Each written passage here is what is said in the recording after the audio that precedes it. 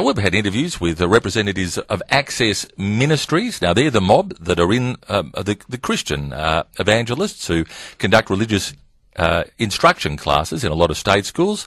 We've spoken to the minister, Martin Dixon, who's intent on keeping religious instruction going. He says he's had no complaints at all about it. And we've talked to the head of the Victorian Teachers Union, Mary Blewett, about their position on this. They want religious instruction scrapped. You've come out all guns blazing. Look, I think a lot of parents don't realise that for half an hour a week, hundreds of thousands of kids in our secular state primary schools are being indoctrinated, and I use that word deliberately, by evangelical Christians who are coming into our classrooms. They're untrained, largely untrained volunteers, and they're telling our kids things like, I can talk to God. God makes everything. The way we live is important to God. What living God's way looks like, and God can be trusted.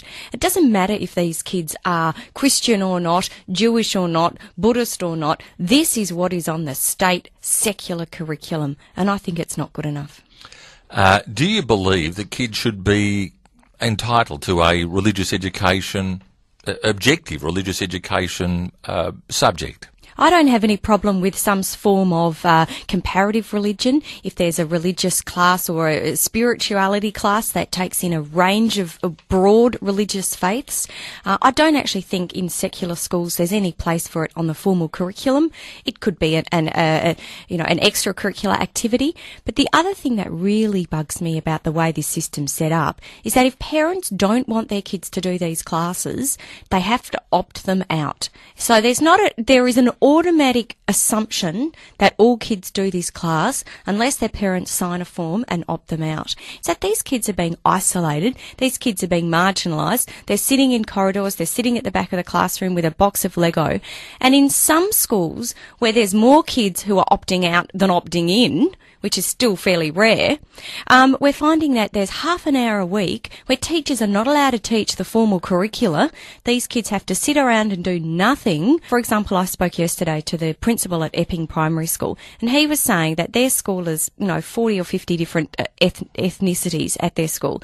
And so, particularly amongst the older kids, they've only got 16% of kids across the school who opt in to Christian Ed. So the majority of the kids are sitting around for half an hour a week doing nothing, just for this handful of kids who are doing. One of the things that really gets me about all this is that the assumption that they're teaching, whereas in fact they are preaching. If you look at the ACCESS Ministries website, they say their goal is to reach every student in Victoria with the gospel.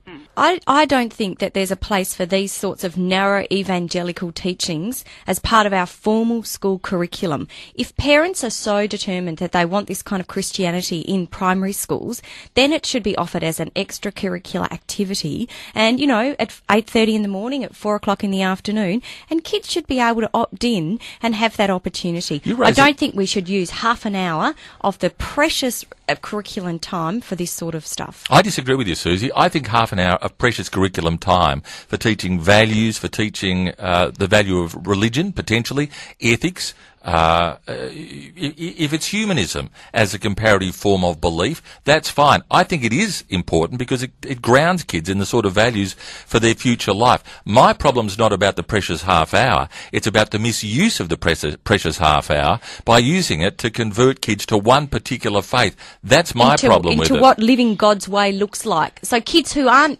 living in God's way come home in tears because they say, Mum, I'm not going to go to heaven. It's actually the misuse of the classroom for personal purposes that I've got a problem with. See, I don't have a problem with kids learning ethics and spirituality and, all those sorts of things. But this is a very narrow brand of evangelical Christianity. And ACCESS Ministries says its goal is to reach every student in Victoria with the gospel. Join the vision. Help us transform this nation for God. Is your problem ACCESS Ministries and what they're doing with that half hour, or is your problem that half an hour is allocated to things to do with spirituality, be they Christian, Muslim, Hindu, humanistic, whatever? Which is it? If it was a true spirituality class, if it was a true class on comparative religion, I don't mind that so much. I don't actually think that it should be part of the formal curriculum. But when it's God botherers preaching to our kids, coming home in tears saying, I'm really upset because you don't believe in God and you're not going to go to heaven, then I have a problem with that.